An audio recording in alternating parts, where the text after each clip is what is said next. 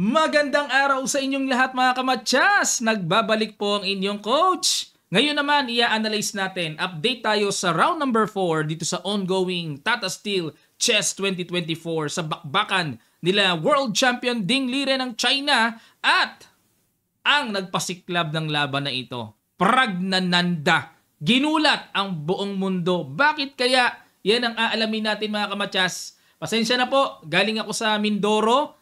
At shout out sa mga na-meet ko pong chess players sa Mindoro. Ayan.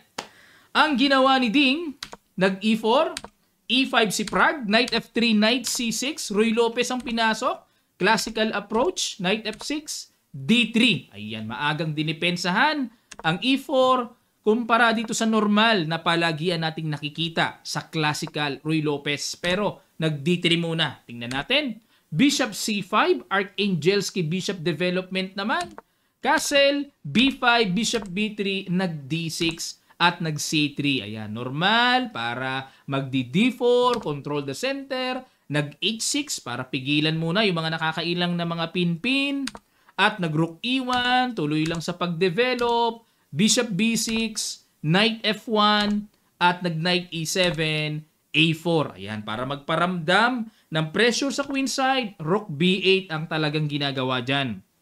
Para makaiwas na sa pressure ng A-file na kung kumapture man sa B5, babawian lang, okay lang din ang black dyan. Nag-H3 para pigilan din ang Bishop G4 o kaya Knight G4 na magbibigay pressure. Knight G6, Knight G3, C5. Ayan, napakahaba na po ng pagka-bookline ng Ruy Lopez. Bookline pa rin ito. Bishop E3, nag-C4 at dito pa lang nawala po sa talaan ng aklat. Iba na ito, bago na ang C4 ni Prag. Mukhang ito yata ang ipinaghanda ng batang ito. Kasi sa palagi ang ginagawa dito, D5 at may tumira na rin ng Bishop E6 para hamunin ng simple ang light squared bishop. Pero dito tayo ngayon sa bago, C4, takes, Bishop A2 atras lang. Ayan, baka mapatanong kayo, Coach, ba't hindi kinapture ng pawn? Ano ba meron dyan? Takes, may bawi din naman. Rook takes B2. Okay? Sa kanila kasi, pag alam nilang mababawi lang din, tapos wala pang magagawa sa mga susunod na tira, parang binigyan mo lang din ng pabor ang kalaban. Kaya, nag-Bishop A2 na lang. Queen C7, sinuportahan naman ni Prag. At kumapture na sa B5 capture. Bishop B1. Ayan, ikot naman, ikot. At bigyan ng open file ang tore. Kinapture na ang D3, capture. At nag-Knight F4, pressure sa bishop. Nag-Knight E2, mas pinili ni World Champion na in-neutralize ng maaga ang nakapasok na knight. Kinapture, capture. Bishop E6, Knight G3, balik ulit. B4, ayan na. Para makapanira na, makapagpa-weaken ng pawn structure sa queen side, kinapture, capture. Yan. Pantay ang pawns. Pero ang problema, yung pawn sa B2. Yan ang problema mga kamatyas. Weak, mahina.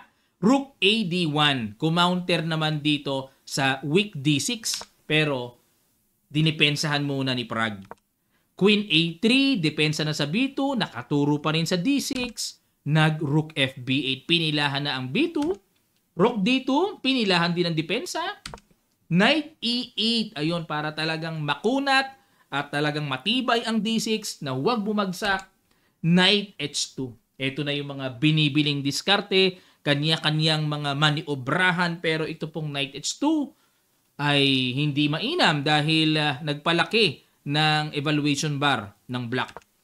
Dapat daw, Queen A1. Naku po, grabing mga tulog na tira. Mga silent move na masasabing malalim, no? Tira ng computer engine eh.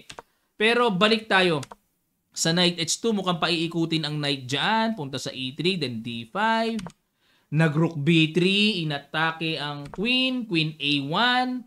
Queen B6. Tinireplay ang atake sa B2. Nag-Knight HF1 at tuluyan na ngang bumagsak. So, medyo wala eh. Tinanggap na ni World Champion ang ganitong senaryo na 1 pawn down. Pero syempre, endgame, hindi pa rin sigurado. Knight E3, nilagyan ng bad move ng computer engine. Dapat daw, H4. Yun lang, yung H4 na yan, parang ang hirap naman maunawaan, maintindihan, ano?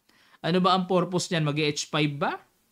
O di ba? Knight E3 mas mauunawaan kasi syempre yung tulog na knight binigyan ng ginising para magkaroon ng duty sa squares, di ba?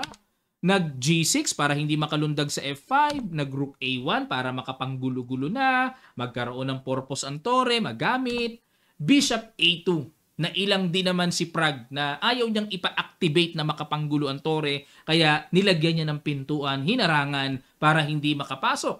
Pero bad move pa rin. Dapat daw H5 na huwag pansinin ang pasok ng tore dahil magkiking F8 lang, wala naman daw problema. Okay? Yan ang gusto dito ng computer engine para mas lalong malaki ang evaluation bar advantage. Pero nag-Bishop A2, umangat ang puti nakabawas. H4, H5, F3, Rook B1 check. Ayun. Pinalit na ni Prague. At 2 minor pieces battled endgame with extra pawn lang ang black. Knight E2, Bishop A2, another bad move by Prague. Dapat daw ay F5 kagad. Oo nga no, dahil nandiyan naman ang Bishop, mas makakabuo ng magandang spasyo or space. Especially ang Black King na endgame ang usapan, King must be active. Pero balik tayo sa Bishop A2, nag-King F2, King F8, Knight C3, Bishop B3, Knight ED5, kinapture-capture, nag-F5. Ayan, Knight and Pawn ending. Nag-F4, ayun lang. Ang alanganing binitawan dito ni World Champion. Bad move. Dapat daw, King E2. Mag-abang-abang na lang. Tapos, King F7, King D3, Knight F6. Syempre, iiwas sa pag-simplify or exchange. Tapos, King E6, then G3. Ayan. Mas matiwasay at mas tahimik pa ang mangyayari. Yan lang daw. Abang-abang lang din, no? Pero, balik tayo. Sa F4, nag-King F7 lang. Takes, capture, capture. G3, King E6, Knight E3, Knight F6. Yun nga lang po, ang Knight and Pawn ending, same lang daw sa King and Pawn ending. Halos pareho lang. King E2, ayun, nasobrahan sa abang si Ding. Dapat daw, King F3. Okay? Yan ang mas maganda. Mas, kahit pa paano, mas forward. Pero nag-King E2, Knight E4, na-atake ang G3 with tempo, Knight F1, dinipensahan, nag-F4, takes. Ang purpose po ng F4, para yung King magkaroon ng way sa F5 square din. Kumbaga maaari papasok at kuhanin pa ang isang pawn na yan. King F3, King F5, King G2, Knight D6, Knight D2, at nag-Knight F7. Ayun na. Nagpaikot-ikot na. King G4, naku. Paano ililigtas ang H4 pawn? King F2, kinapture, King F3, King G5, Knight B2. Wala talaga. H4, dalawa ang kalaban. Kung isa lang okay. Pero dalawa yan. Knight F2 para di makapasok ang King. F3 check, King G1, King F4. Squeezing. King F1 at sinimplify lang. Knight E4. Hindi na po ipinagpatuloy ni Ding. Bakit? Siyempre, iiwas ang knight, hindi pwedeng makipagsabayan ng exchange. Halimbawa, kung mag-knight D3 check, mag-king E3 lang. At kapag nag-knight E5, may knight D2 check, followed with F2, tuloy-tuloy. Hindi na mapipigilan ang pagreyna. Kahit saan pumunta check, then F1, queen. Grabe ang paggulat ni Prague sa buong mundo ngayon. Tinalo niya ang world champion na si Ding Liren. Yan yata ang kauna-unahang pagkapisak ni world champion ngayong taon. Nung nakaraan kasi, di ba, mayroong kauna-unahang panalo ngayong taon. I-analyze din natin yan, mga kamatsasa. Babawi po ako na i-upload ang mga videos na yon para makapulutan natin ng kaalaman sa chess. Okay, maraming salamat po. At ito ang kanilang standing update after round number 4. Sino na ba ang leading? Si Giri. Ayun. Ay, hanip si Giri. Si Giri kasi ang defending champion dito Pagka Tata Steel talagang kondisyon siya, no?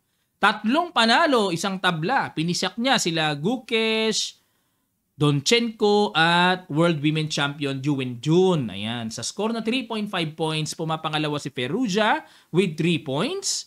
At Pragnananda, Abdusatorov, Wei Nepo, Tagdodos Media, 2.5 points. At Vidit, Dingliren, Warmerdam, 2 points. Gukesh, Van Forest, 1.5 points. Donchenko, Ju Wenjun, 1 point. At Magsudlu sa pinakahulihan, 0.5 lamang ang score. Okay, so abangan po natin ang mangyayari pang mga kaganapan sa round number 5 at yung iba pang mga laro na interesting, babalikan natin ha, round number 3 especially, may mga games doon ako nakita na magandang i-analyze mga kamatyas. Maraming salamat po, sana natuto kayo at na-update. At sa mga may mga katanungan, suggestion sa ating in-analyze, comment nyo lang po sa section down below para malagyan natin ng like and heart at makapag-reply po ako kung kayo'y may mga katanungan. Maraming salamat po. Magkita-kita pa tayo sa mga susunod pang chess updates.